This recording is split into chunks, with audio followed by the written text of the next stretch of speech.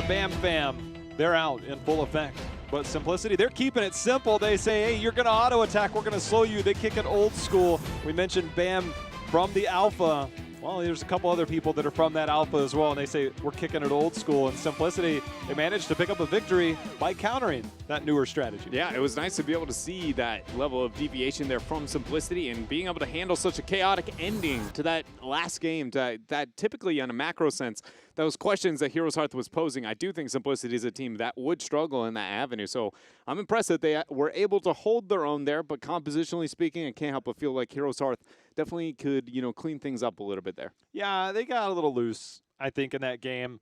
The push that we saw at the bottom was fun. There was a lot of macro strategies involved there, and then after that, things got a little wild. Speaking of macro, our next Battleground, Cursed Hollow. An old school Battleground here for a lot of these players, and Simplicity will be taking us here. Maybe it's time for Zuna to answer the call and rock a couple of blades of his own. And I'm not talking about Variant. What are we talking about, JL? The Illidan. The Illidan. I'd be excited for some Illidan here. I'm ready for, in all cases where we see the Twin Blade variant, at least one team to deviate and be like, let's try the Illidan out one time. I think it is, I love the strategy. It's highly unlikely it'll come before the second ban. But whichever team bans Arthas in the second ban, you know there's something up those sleeves that's saying, let's have some fun. Well, we've seen Simplicity run the Tyrael Illidan here before. If you intend to run the Illidan, I think it's in your best interest to ban the Maiev then. Arthas has been a response to Maiev and promotes Maiev. Even if you pick it, you want to deny it from the other side. So you need to find a way to ban out the Maiev in the top half of the draft so that you make sure the Arthas doesn't show up 100%. Then you commit to the Arthas power play with the Illidan afterwards. How many times have we really seen HeroesHearth lose with their Abathur compositions? Simplicity. Almost never. This is the OG Abathur map. And Simplicity, would they let Abathur through here? This is one where I would say that Abathur gets more control in terms of the rotations, the vision that he can display on the map. Do you smell the Diablo? Because I do. Ooh, it's getting banned. There's no way. Simplicity is waiting, though. Simplicity is... All right, there we go. First banned the Diablo in a majority of the games in everyone here throughout this series. So it's not surprising to be able to see it banned out Diablo there. But on this map, man. I was going to say, there's no way. If you were willing to ban it in the last two, there's no way you let Diablo through on This Curse. is the map where I feel the most comfortable going into the devastating charge 13, yeah, because you reset. know you're going to gain value every time. Value. If you hit one shadow charge, the odds of a flip shadow charge hitting another wall is extremely high. This is this and Towers of Doom are my favorite Diablo maps because there's always something to be banging into. You can wall bang all day. Yeah, you can. Trying to pick up here for HeroesHearth Esports. What are we going to see now from Simplicity in the response? The Maiev is still available. Do they want that for K1 Pro? K1 Pro has been a monster on this hero. Of all the heroes I've seen him pick up, almost, I will say all of Phase 2, it's been by far his best. Yeah, I agree.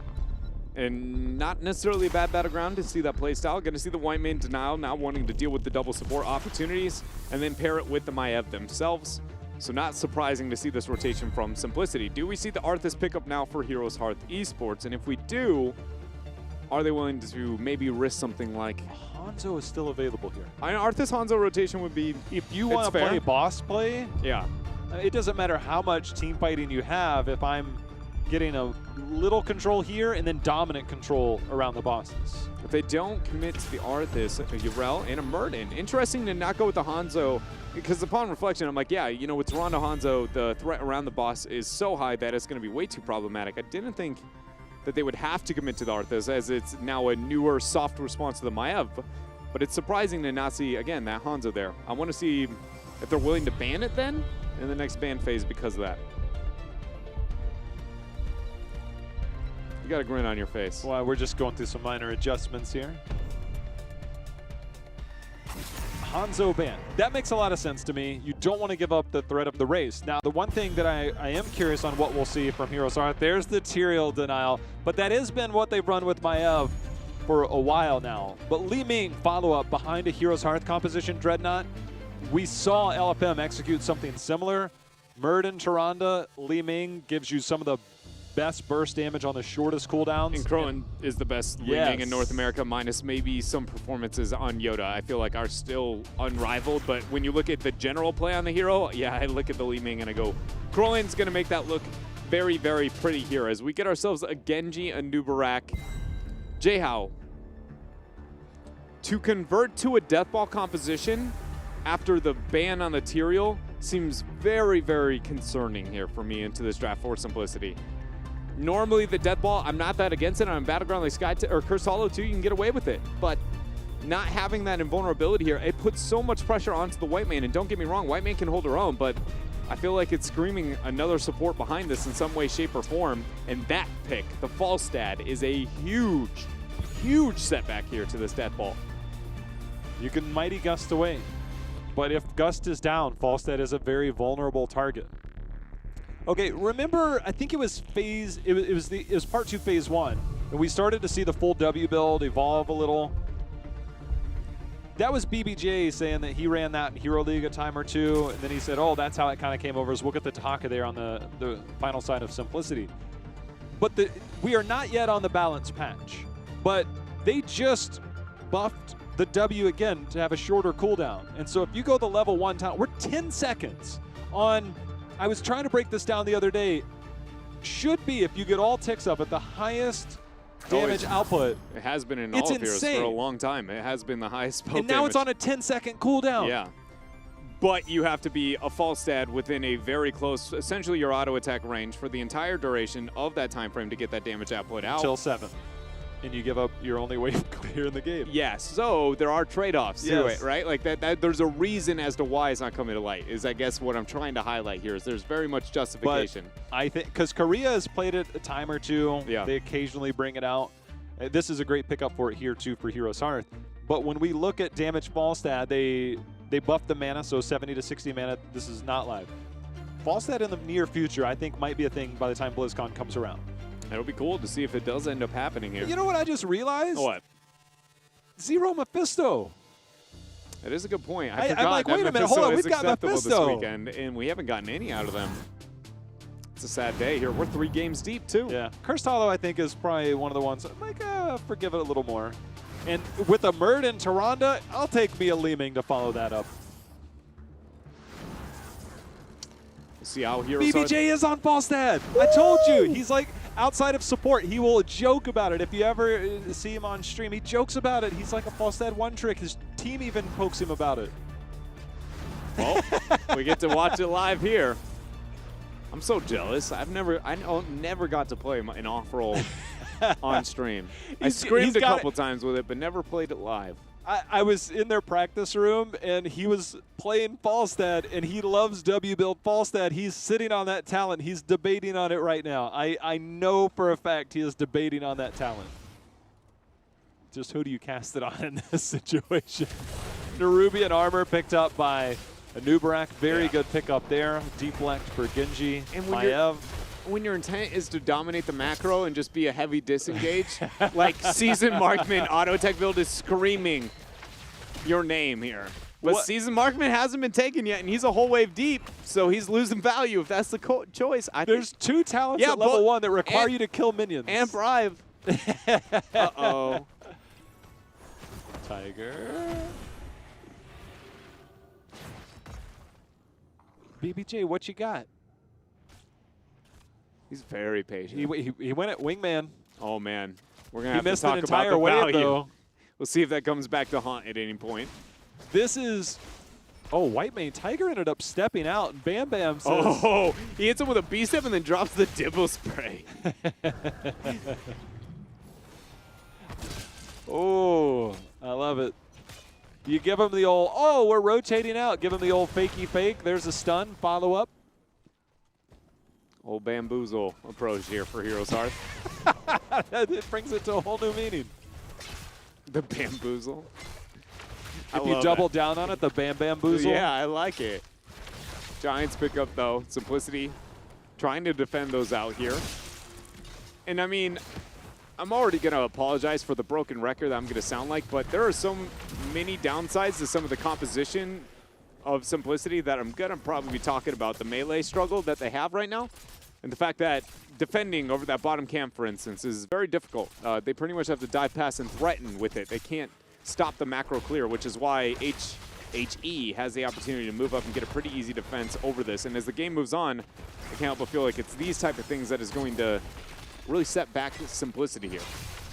We saw a similar aggressive style play in draft from No Tomorrow a week and a half ago in week number 9.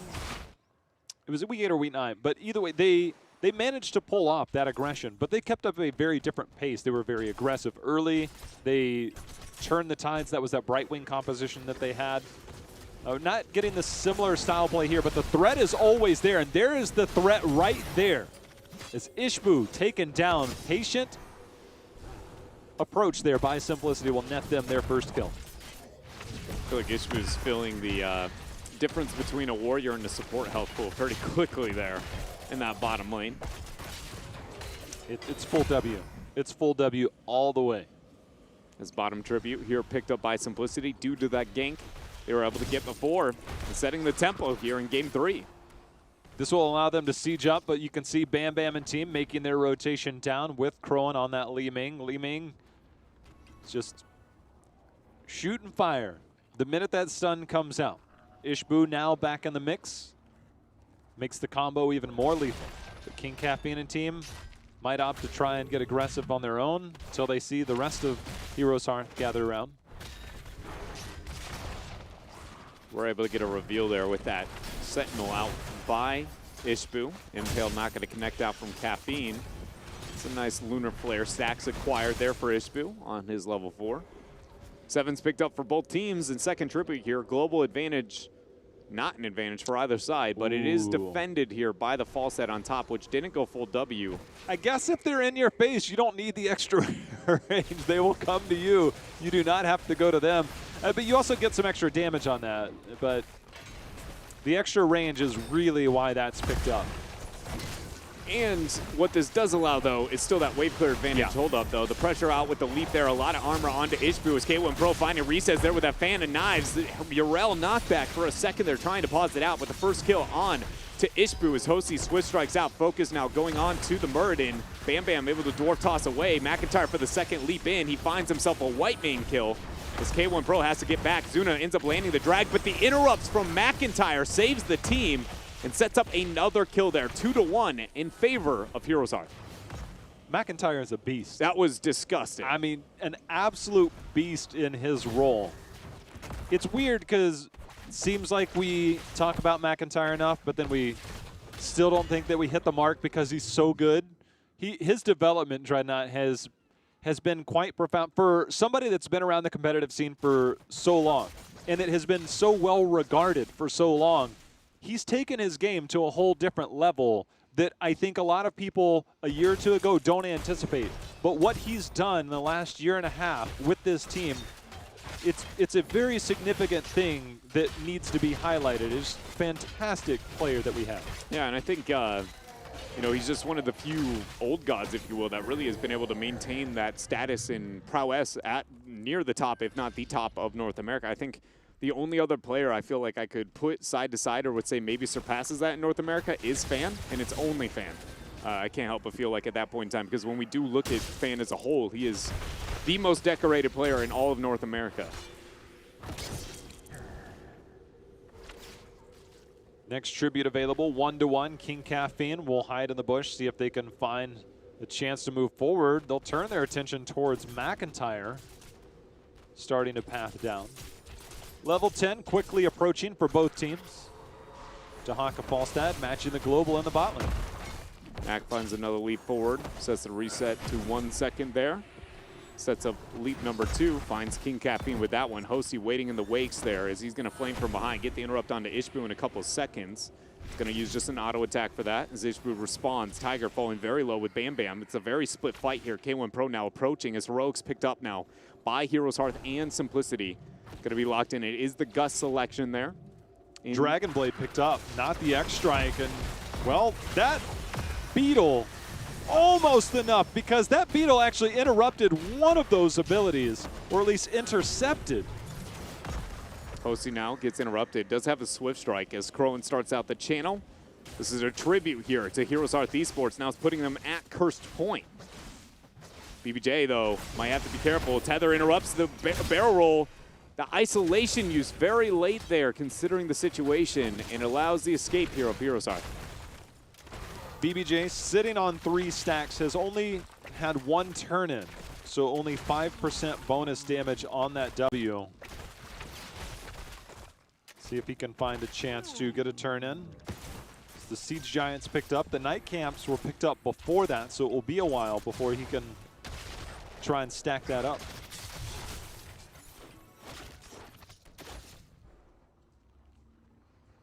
With the next tribute spawning on bottom. And the Giants now pressuring towards the top half. It'll be interesting to see whether or not we see BBJ go for the full rotation towards top to make sure he is defending out those Giants, as the Sentinel does get the scout here. And the downtime HeroesHearth is trying to chip away and get an advantage, knowing that there is mercenary pressure being picked up. They do get a free turret and a little extra damage there. Now BBJ makes his way towards the top half. Zuna willing to match that there on the Dahaka, making his way up. We got the big fight potentially coming in. It's 13 also will be coming in before long, but this fight will take place before that. Dahaka still up at the point. Lunar Flare goes in. The burrow charge out by King Caffeine is tribute now available to be channeled. K1 Pro will try and find his chance to move in. Hits Bam Bam with the fan of knives. Bam Bam trying to return some damage. K1 Pro walks into the Lunar Flare, gets the tether on. Nice hug up the wall there by Bam Bam. The dwarf toss out before any follow-up CC. Very nicely played there. BBJ still getting the clear throughout mid lane Knights as the Sentinel gets thrown out. No flight information yet as the Lunar Flare ends up connecting here. BBJ now making his way down. There's going to be the flight path from him. Zuna starts the channel, gets interrupted there by Crowan. There's a flight out from BBJ into the Gust immediately after there. The Warden's Cage as Avatar popped. Bam Bam moves up. Zuna not able to connect there with the drag. McIntyre setting up the leap as the Sentinel gets that interrupt. Mac moves forward. Zuna with the channel. Auto attack interrupt there. Actually, Q interrupt. Bam Bam comes out with the Stormbolt, and this is where they're going to aggress. Zuna taking a bit of poke, lands the drag. Oh, 13's almost here. You can feel it. They want to take this fight, but if they have to stall, it's only a moment longer. Bam Bam moves forward, mans the front line. You can see the ping on the backside. K1 Pro wants to make the flank in. Oh, Hosty baby. has no mobility. He's in trouble, but in comes K1 Pro. Is he going to pull a trigger? He does not. Lands the drag, though, out from Zuna onto Bam Bam, and now complete isolation there from the rest of the squad. Bam Bam needs to find a way out, but he's going to get tethered back. Interrupts the dwarf toss there as the reveal onto the cocoon. Another drag lands onto Bam Bam there as the switch strike reset is available now here for the members of Simplicity. A member up as the Lunar Flare comes down. King Caffeine falling very low. We'll start this channel. Switch strike through. Crowan now having to teleport away. Got that next interrupt. BBJ now out of mana. This looks like it's going to be it. That drag interrupts, actually, forcing the Ardent Defender. The leap out from McIntyre. Not going to be available for a few more. Ooh. And he gets away. Just able to make it over the wall. Going into the Flow Rider for BBJ on that 13. So cooldown reduction instead on that trait. There's bribe, bribe, and bribe. Pushing his way up to 25% bonus damage on that lightning rod. When bringing it back to that last skirmish, J-Hal, you could see that Simplicity for a moment was like, all right, we got to all in on this fight. We need to be able to take this skirmish. But then they kind of half-backed out, and it put them in a little bit of an awkward situation. But I will say that if that flank happens again from K1 Pro, and they're willing to take that fight, HeroesHearth is going to get slaughtered over that initiation. That was a honestly near perfect moment. So much so that if you go back and you look at that individual, he fan and knives before he E's, and that gives away his position because he realizes, oh, we aren't going to take this. But it would have been 3-man tether, 3-man wardens, and good night. Much like we see here on bottom. King Caffeine unable to handle the classic Miranda, and for good reason. That's a curse. There's no denying this one. 25 seconds until Nubrak's back up. You might get a small time window to stall to allow a Nubrak to be back on the battleground. Hosty unwilling to commit too much. They've got the Warden's Cage here, but that is not going to net them a fight that they want, because now HeroesHearth, they will take this fight. There is the lightning rod trying to do the damage, helps confirm the kill. There's one. There's going to be another one. Zuna Braun, comes he's going to make in. another one. Snap Gust there. Dark Swarm needed if he's going to make it past that, but the CC comes in right as the Dark Swarm. Then he burrows. No Dark Swarm left. McIntyre comes in with a leap. The triple acquired, and now HeroesHearth going to unleash havoc here into the base of Simplicity. I like that Bam Bam's like, well, I want to join, just dwarf toss over directly onto the keep. He's like, if you guys are going to play, I want to play too. And now this game, which was dead even just moments ago, keep will fall. 16 acquired by HeroesHearth. And control in favor. The one thing for Simplicity, though, at the end of this is we'll likely see a boss call by HeroesHearth Dreadnought. Simplicity, they recognize that, might want to make a boss call of their own. But HeroesHearth, it's a ways before they get to 20. Simplicity will make up that gap towards 16. They also sit on 2 tributes. So if they get to 16, can take a fight and get a tribute, they are right back in this game. So they are not out of it by a large margin, but HeroesHearth took a lot of control just then. Yeah, they did. Not only because the macro pressures are mid, but they're in a situation where time-wise they have the opportunity for Falstad to pre-prep the bottom lane while they're taking this boss. Nobody's prepping the top lane for Simplicity, but that's not necessarily decision-making problem as much as it is a compositional flaw already this far behind in the wave clear macro sense due to that tribute. So now it leads to an easy clear, it leads to a timely pressure from HeroesHearth. And this is a winning call because the 13-minute boss this early on is not going to get that much on its own. So the fact that they have the top fort defending, a full top fort, the boss that Simplicity just got, yeah, with no wave at all, that boss is going to do nothing. Now they enable the boss on the bottom half of the Battleground, and it's a win-win scenario here. K1 Pro trying to make it out there as BBJ getting a lot of damage with that lightning rod. Hey, he's like, I see your tether, but what if I press W and run with you?